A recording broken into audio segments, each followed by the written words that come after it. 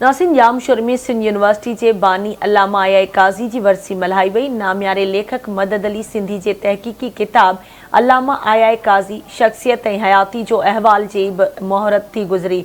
वधिक तफ़सील ॾिसूं था जामशोर मां अलीमुराद चांडियो जी इन रिपोर्ट में। जामशोर में सिंध यूनिवर्सिटी के बानी अल्लामा आया काज़ी की 55वीं वरसी मल्हाई वई। सिंध यूनिवर्सिटी के उस्तादन, आफिसरन ऐं मुलाज़िमन समेत अदीबन, दानिशवरन ऐं लेखकन संदसि मज़ार ते हाज़िरी भरे गुलन जूं चादरूं चाढ़ियूं। जॾहिं त सिंध यूनिवर्सिटी में नाम्यारे लेखक मदद अली सिंधीअ जे अल्लामा आया काज़ी शख्सियत ऐं हयातीअ जो अहवाल जे उनवान तहत छपियल तहक़ीक़ी किताब जी महूरत पिणु कई वई, जिन में मुक़ररनि अल्लामा आया काज़ी जी ज़िंदगी ऐं शख्सियत बाबति पंहिंजा वीचार वंडिया। अल्लामा काज़ी जो इंतख़ाब मां सम्झां थो त जिन बि कयो साईं जीएम सदी कयो हूंदो, तमामु सही कयो। ऐं हुनखे जॾहिं वाइस चांसलर कयूं, हुनखे चयो वियो त हीअ ट्रक किताबनि जी 2 पटे वारा हिकिड़ो रजिस्ट्रार, हाणे तव्हां वञो हैदराबाद, उन स्कूल अथव, उते वञी तव्हां यूनिवर्सिटी ठाहियो। हीअ जेको बि इंफ्रास्ट्रक्चर आहे जंहिं ते जंहिं ज़मीन ते ठहियलु आहे या ज़मीनूं वग़ैरह आहिनि जेके बि आहिनि से अल्लामा आया काज़ी साहब जी ॿियनि ई जेको वठी जंहिंमें असीं कुशादा इन कैंपसिस में रहूं पिया।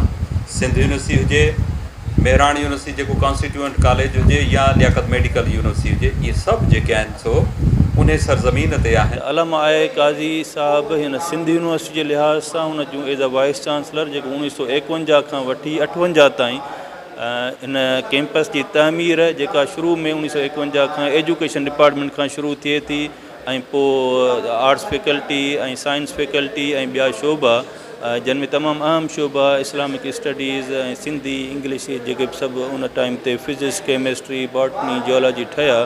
त इहे अल्लामा आया काज़ी साहब सिर्फ़ु हिकिड़े महीने 1951 अप्रैल में हिकिड़े महीने जे कोशिश सां हिकिड़ी स्कीम ठाही, जंहिंमें 11 कॉलेजनि जे हिसाब सां हिकिड़ो कॉलेजिएट यूनिवर्सिटी जो मनसूबो ठाहियो। ऐं उहो मनसूबो अहिड़ो मनसूबो हुयो जहिड़ो असां वटि इंग्लैंड में ऑक्सफर्ड यूनिवर्सिटी आहे, कैम्ब्रिज यूनिवर्सिटी आहे, जेके कॉलेजिएट यूनिवर्सिटियूं आहिनि। त उहे कॉलेज यूनिवर्सिटी जा कॉन्स्टिट्यूएंट पार्ट हुआ, अफिलिएटेड कॉलेज न हुआ। ऐं उन्हनि में इंजीनियरिंग कॉलेज बि हुयो, मेडिकल कॉलेज बि हुयो ऐं एग्रीकल्चर कॉलेज बि हुयो। सिंध यूनिवर्सिटी जा शागिर्द जेके अॼुकल्ह सिंध जूं वागूं खंभाले हलनि था, त इहो सॼो क्रेडिट अल्लामा आया काज़ी ॾे वञे थो।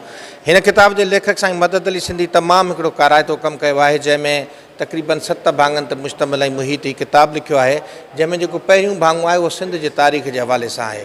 उन में एॾियूं नयूं ॻाल्हियूं जेके सिंध जी तारीख़ सां मुरतब अल्लामा आया साहब किथां ॻोल्हे कयूं आहिनि। किताब जे महूरती तक़रीर में मुक़रर मुतालबो कयो त मदद अली सिंधी जो किताब तहक़ीक़ ते ॿधल आहे, जंहिं करे किताब ते खेसि PhD जी एज़ाज़ी डिग्री ॾिनी वञे।